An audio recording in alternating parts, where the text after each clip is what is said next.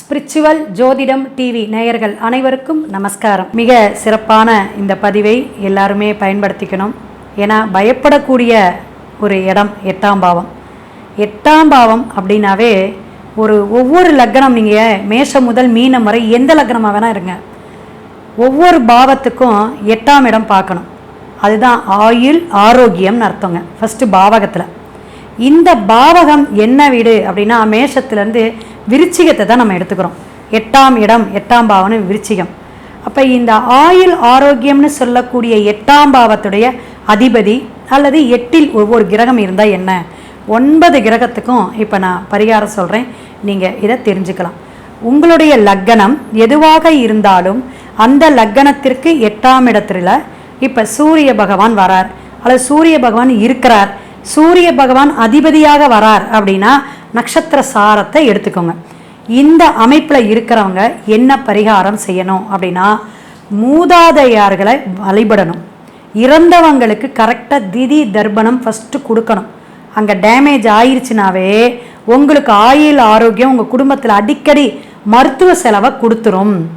அப்போ ஆத்மாவை வழிபாடு எடுக்கணும். ஆத்மகாரகன் சூரிய பகவான். சிவன் வழிபாடு ரொம்ப விசேஷம். சிவ கோத்திரமாகவே நீங்கள் மாறிடணும். ஏன் அப்படின்னா அப்போ தான் ஆயுள் ஆரோக்கியத்தை கொடுக்கும், ஒரு அதிர்ஷ்டத்தையும் கொடுக்கக்கூடிய இடம்தான் அப்படிம்பாங்க. ஸோ இதெல்லாம் நீங்கள் பயன்படுத்திக்கிறதுக்கு குலதெய்வ வழிபாடு எவ்வளவு சிறப்போ அதை விட சிறப்பு ஆத்மகாரகனான சூரியனுடைய வழிபாடு. அப்போ மூதாதையர்களை வழிபாடு எடுக்கிறது, இறந்தவர்களுக்கு தர்ப்பணம் தானம் கொடுக்கறது, அதே நாங்கள் ஜீவசமாதி வழிபாடும் சிறப்பு அப்படிங்கிறத எடுத்துக்கலாம். இந்த ஜீவனஸ்தானம் அப்படிங்கிற விஷயத்தில் ஒரு ஆயுள் ஆரோக்கியம் நல்லா இருந்தால் தானே மற்ற 10ஆம் பாவம் இயங்கும், ஜீவனஸ்தானம் இணங்கும். அதற்கு 3ஆம் பாவம் தானே முயற்சி. அப்போ 8ஆம் பாவத்தை வலிமைப்படுத்தணும் அப்படிங்கிறதான். நிறைய பேர்த்துக்கு இப்போ நோய் நொடி எதை பார் புதுசாக வியாதி வருது. இதெல்லாம் நம்ம கவனத்தில் எடுத்துக்கிட்டு இந்த பரிகாரத்தை மேற்கொள்ளுங்க. அடுத்த விஷயம், 8ஆம் அதிபதி செவ்வாய் பகவானாக வருது. 8இல் செவ்வாய் உக்காரார் அப்படின்னு வச்சுக்கோங்க. நீங்கள் தாந்திரிகமாக எடுக்கும் பொழுது செவ்வாய் அப்படிங்கும் போது சகோதரர்களுங்க, சகோதரர் சகோதரிகளை பகச்சிக்கவே கூடாது. வருஷம் ஏதாவது தீபாவளி பொங்கல் ஏதாவது வந்தால் ஆடைகள் அல்லது அவங்களுக்கு என்ன பிடிக்குமோ வாங்கி ஒற்றுமையாக இருங்க. ஃபஸ்ட்டு இது ஒரு பாயிண்ட்டு. அடுத்தது அம்மன் வழிபாடு மிக சிறப்பு. அம்மன் வழிபாட்டுக்கு என்ன கொடுக்கணும் அப்படின்னா, இந்த ஆடி மாதம் வரக்கூடிய அந்த மாதத்தில் அம்மனுக்கு கூழ் வாங்கி கொடுங்க அல்லது அன்னதானம் போட்டுருங்க. செவ்வாயினாவே உங்களுக்கு நெருப்பு காரகத்துவம். ஸோ அன்னதானம் வாங்கி கொடுங்க அல்லது நீங்களே அங்கேயே செஞ்சு கூட நீங்கள் தான தர்மம் பண்ணிடுங்க. இதை பயன்படுத்திட்டேங்க உங்களுக்கு ஆயுள் ஆரோக்கியம் சிறப்பாக இருக்கும். 8ஆம் பாவத்துடைய பாதிப்பு குறையும். ஆச்சுங்களா? 8ஆம் இடம் அப்படிங்கிறது ஆயுளை சொன்னோம். அந்த ஆயுள் நமக்கு விருத்தியாக இருக்கணும், நோய் நொடி வரக்கூடாது அப்படின்னா நம்ம 6ஆம் பாவத்தையும் எடுத்துக்கணும். ஆனால் இங்கே என்ன அப்படின்னா ஆயுள் கண்டத்தை கொடுக்கக்கூடிய இடம் அப்படிங்கிறது நமக்கு 8ஆம் பாவம். அதனால் ஒரு பயம் இருக்கும்ல, அச்சுணர்வு இருக்கும். இதில் புதன் உட்கார்ந்துருக்கிறார் உங்களோட ஜனன ஜாதகத்தில், அல்லது புதன் அதிபதியாக நட்சத்திர சாரம் வாங்கியிருக்காங்க அப்படின்னா நீங்கள் என்ன தானம் பண்ணலாம் அப்படின்னு கேட்டிங்கன்னா, புதன் அப்படிங்கிறது அழிகிரகம். அது ஒரு கல்வி தானத்தை கொடுக்கலாம். அப்போ குழந்தைகளுக்கு வளரக்கூடிய குழந்தை, ஒரு 5 வயசு 6 வயசு குழந்தைகளுக்கு தானம் தர்மமாக கல்விக்கு ஏதாவது உதவி செய்யுங்க. புத்தகம் பேனா பென்சில் வாங்கி கொடுக்கறது, அவங்களுடைய படிப்புக்கு ஏற்றத்துக்கு ஏதாவது கொடுங்க. அதே மாதிரி உறவுகள் சொந்தத்தில் பார்த்தீங்கன்னா மாமனுக்கு வழிபாடு எப்படின்னா, மாமன் அப்படின்னா பாத பூஜை செஞ்சு வழிபாடு எடுங்க. மாமனுடைய நிற்க வச்சு கிழக்க பார்த்து நிற்க வச்சு ஒரு தண்ணியெல்லாம் விட்டு காலை அலம்பி விட்டு பாத பூஜைனா முறைப்படி கொஞ்சம் புஷ்பம் வாங்கி வச்சுக்கோங்க, சந்தன குங்குமம் வாங்கி வச்சு அவங்களுக்கு ஒரு புத்தாடை வச்சு கொடுங்க, காலில் நமஸ்காரம் பண்ணுங்கள். இது குழந்தைகளுக்கு கூட செய்யுங்க. அவங்க நல்லா படிப்பாங்க, நல்ல புத்திசாலித்தனமாக இருப்பாங்க. ஏன்னா புதன் அப்படிங்கிறது மாமன். மற்றும் இன்னொரு விஷயம் தாந்திரிகம் சொல்கிறேன் அப்படின்னு கேட்டிங்கன்னா, இவங்க இருக்காங்களா திருநங்கைகள் அப்படிங்கிறவங்களுக்கு புதன்கிழமை அவங்களுக்கு ஒரு ஆடை தானம் பண்ணிடுங்க. ஏன் இதை சொல்கிறேன்னா, புதனுடைய இடம் மிதுனமும் கன்னிங்க. அந்த கன்னியில் சுக்கிரன் நீச்சமாகிறார். ஸோ அவங்களுக்கு மல்லிகைப்பூ மேலே வச்சு ஒரு ட்ரெஸ்ஸை வாங்கி நீங்கள் புதன்கிழமை கொடுத்துருங்க. இந்த தாந்திரிக பரிகாரம் தொடர்ந்து செய்யணும்னு அவசியம் இல்லை. ஒரு டைம் செஞ்சிங்கன்னா போகும். உங்களுக்கு நல்ல ஆயுளும் ஆரோக்கிய விருத்தியும் கொடுக்கும். இந்த 8ஆம் பாவங்கிற ஆயுள் ஸ்தானத்தில் குரு பகவான் தொடர்பு, குரு பகவான் அமர்றார் அல்லது குருச்சாரம் வாங்கியிருக்குது அப்படின்னா நீங்கள் என்ன தானம் செய்யலாம் அப்படின்னா, குரு அப்படிங்கிறது சாஸ்திர சம்பிரதாயம் படித்த நல்ல ஒரு குருமார்களை, உங்களுடைய ஆசிரியராக இருக்கலாம், ஆனால் அவங்க வயசானவங்களாக இருக்கணும். ஆணோ பெண்ணோ குருன்னு சொல்லக்கூடிய, இப்போ ஜோசியம் கற்றுக்கிட்டு இருக்கீங்க அப்படிங்கிறீங்க, அல்லது ஸ்கூலில் வாத்தியாராக இருக்காங்கன்னா ஒரு ஹெச்எம்முக்கு, உங்களுடைய எந்த படிப்புக்கு நல்ல ஒரு சப்போர்ட்டாக இருக்காங்களோ அந்த வயசான ஆசிரியர்கள் எதுக்கு வேணாலும் நீங்கள் செய்யலாம். இல்லை ஓய்வு பெற்ற ஆசிரியர், நான் எல்லாம் முடித்து ஜாபுக்கு போயிட்டீங்க அப்படின்னா இது மாதிரி இருக்கிறவங்களுக்கு வஸ்திரஸ்தானமும் ஒரு சாய்வு நாற்காலியும் வாங்கி கொடுங்க. ரொம்ப ரொம்ப உங்களுடைய ஆயுள் ஆரோக்கியத்துக்கு ஒரு விமோச்சனம் கிடைக்கும். நல்ல ஒரு அற்புதமான பரிகாரம். நீங்கள் இந்த பரிகாரமெல்லாம் எளிமையாக நீங்கள் நினைக்கிறீங்க. ஒரு ஐசியூவில் இருக்கிறவங்களுக்கெல்லாம் நம்ம இந்த பரிகாரமெல்லாம் சொல்லி உடனே சட்டுன்னு அவங்க சரியாகி நீட்டாக வெளியே வந்திருக்காங்க. இதெல்லாம் நம்ம அனுபவத்தில் சொல்லக்கூடியது.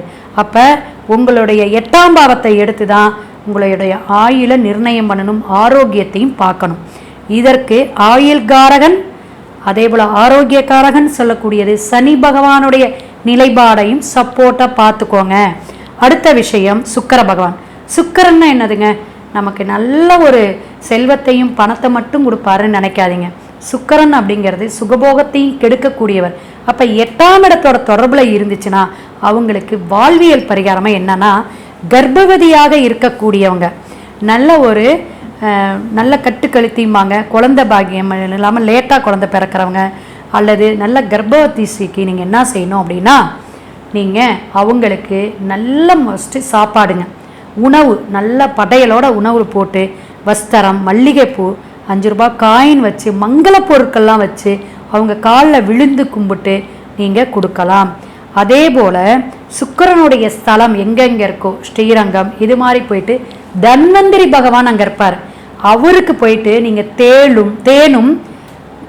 தேன் பாட்டலும் அதே போல் நல்ல பசுனை 1/4 லிட்டர் 1/2 லிட்டரு நிறைய வாங்கி தீபத்துக்கு கொடுங்க. இது ரொம்ப விசேஷம். துளசியும் நீங்கள் வச்சு வழிபாடு அர்ச்சனை, யாருக்கு உடல்நிலை கோளாறு இருக்கோ அவங்களுக்கு செய்யறது சிறப்பு அப்படிங்கிறத தெரிஞ்சுக்குங்க.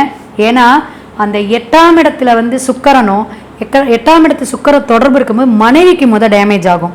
இதெல்லாம் நம்ம ஒவ்வொரு கிரகத்துக்கும், இப்போ சூரியன் தொடர்பு வரும்போது தகப்பனுக்குங்க, செவ்வாய்க்கு வரும்பொழுது சகோதரனுக்கு சகோதரிக்கு, புதனுக்கு வரும்போது மாமனுக்கு நோய் நொடியை கொடுக்கும். இது மாதிரி எடுக்கிறதும் நமக்கு அந்த 8ஆம் இடம் தொடர்பு அடிபட்டாலும் இந்த மாதிரி பரிகாரத்தை நீங்கள் செஞ்சுக்கிட்டே வாங்க. செய்யறது சிறப்பு. ஏன்னா கோயில் வழிபாடும் சரி மற்ற வழிபாடும் ரொம்ப எளிமையான வழிபாடாக தான் நம்ம சொல்லிட்டு இருக்கோம். இப்போ ராகு பகவான் இருந்தால் அடிக்கடி உடம்பு மருத்துவமனைக்கு போயிட்டே இருக்கணும். இதை நல்ல கவனத்தில் சேர்த்துக்கணும். ஏன் அப்படின்னா, பிறந்ததுலேருந்து ஏதாவது பிரச்சனைங்க அப்படின்னு சொல்கிறதும், அப்பா தாத்தா இவங்கெல்லாம் ஒரு ஆயுள் கண்டத்தையே இவங்களுக்கு கொடுத்துரும்.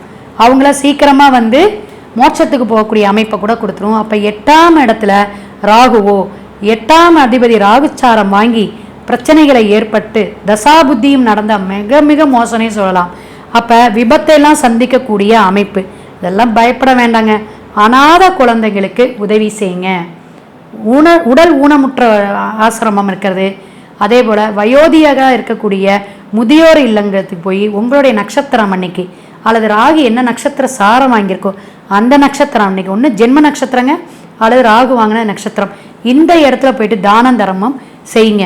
எப்பயுமே பெரியவங்களை ஏளனமாகவும் பரிகாசமாகவும் பேசவே பேசாதீங்க. உங்களுடைய ஆரோக்கியத்தை அது ரொம்ப பாழ்படுத்தும் அப்படிங்கிறத கவனத்தில் எடுத்துக்கணும். சனி பகவான் இதுவும் பாவகிரகம்தான். 8க்குடையோன் 8லேயோ சனி பகவான் இருந்தால் ஆயுள் விருத்தி தான், இல்லைன்னு சொல்லலை. ஆனால் சில பிரச்சனைகளை கொடுக்கும், கண்டத்தை கொடுக்காது. நல்லா கேட்டுக்குங்க. அப்போ அந்த கண்டத்தை கொடுக்காதவங்களுக்கு என்ன அப்படின்னு கேட்டிங்கன்னா, அனாதையாக இருக்கக்கூடிய உடல் ஊனமுற்ற கையோ காலோ கண்ணோ உடல் ஊனமுற்ற அந்த பார்வை இழந்தவர்களுக்கு அல்லது கைகால் இல்லாதவங்களுக்கு அந்த சக்கரை வண்டி வாங்கி தரலாம். ரொம்ப கஷ்டப்பட்டுருக்காங்க, தொழிலுக்கே இல்லை, ஒன்றும் வருமானமே பண்ண முடியாத ஏழைகளுக்கு தையல் மிஷின் கூட வாங்கி கொடுக்கலாம். இரும்பு சார்ந்த கைத்தடி, கைப்பிடி இதெல்லாம் நீங்கள் வாங்கி ஊனமுற்றோர்களுக்கு கொடுங்க. இது தாந்திரிகம்.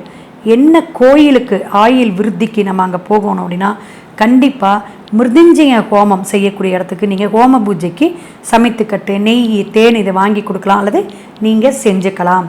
அடுத்த விஷயம் கேது பகவான் அப்படின்னு சொல்லும் பொழுது அது ஒரு ஞானக்காரகன்.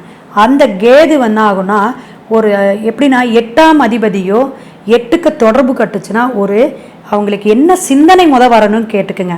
என்ன சிந்தனை வரும் அப்படின்னா தற்கொலை எண்ணங்கள் அடிக்கடி போகும். ஏதாவது ஒன்று பண்ணிக்கலாமா அப்படின்னு ஒரு விரக்தியை கொடுக்கும். அவங்க என்ன செய்யணும் அப்படின்னா தாந்திரிகமாக என்ன செய்யலாம் அப்படின்னா முடிவெட்டக்கூடிய அந்த தொழிலாளர்களுக்கு ஒரு ட்ரெஸ்ஸு வாங்கி கொடுக்கறது, அந்த கத்திரிக்கோள் வாங்கி கொடுக்கறது, இதெல்லாம் செய்யலாம். அன்னதானம் சிறப்பு. இப்போ பழனி, திருப்பதி இதெல்லாம் போனீங்கன்னா நிறைய பேர் இருப்பாங்க. அவங்க எல்லாத்துக்கும் ஒரு மத்தியானம் சாப்பாடு வாங்கி அப்படியே கொடுத்துட்டு வந்துங்க. எந்த நட்சத்திர சாரம் வாங்கியிருக்கோ அந்த நட்சத்திர அன்னைக்கு போய் நீங்கள் செய்யலாம். அல்லது பொதுவாகவே 8ஆம் இடம் எல்லாருமே இதாக நினச்சிங்கன்னா செவ்வாய்க்கிழமையோ சனிக்கிழமையோ நீங்கள் தான தர்மம் செஞ்சுருங்க. எனக்கு தெரியலங்க அப்படின்னா இல்லை உங்கள் ஜாதகத்தை கொடுத்து பார்த்துக்குங்க. அடுத்த விஷயம் மாந்தி. இதான் ரொம்ப முக்கியங்க. 8ல் மாந்தி, 8ஆம் இடத்தோட மாந்தி கிரக தோஷம் அல்லது அமருது அப்படின்னா இதற்கு என்ன பரிகாரம் அப்படின்னா அநாத ஆசிரமத்தில் இருக்கக்கூடிய அனாதையை இறந்துறாங்க, அல்லது ஜிஹெச்னு சொல்லக்கூடிய கவர்மெண்ட் ஆஸ்பத்திரியில் அனாதையாக போட்டு போயிடுவாங்க, யாருன்னே தெரியாதுங்க.